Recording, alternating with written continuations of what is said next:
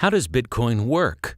Bitcoins are actually generated by computers online by dealing with difficult math tasks and is more widely known as Bitcoin mining.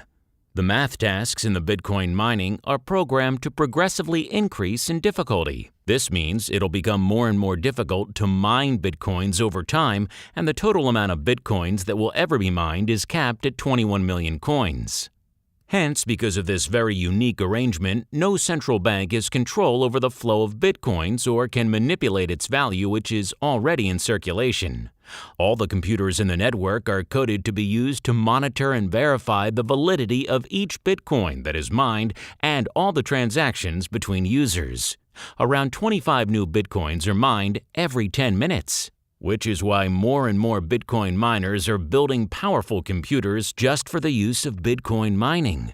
Bitcoins can be bought, sold, or traded with real money in a lot of online exchanges.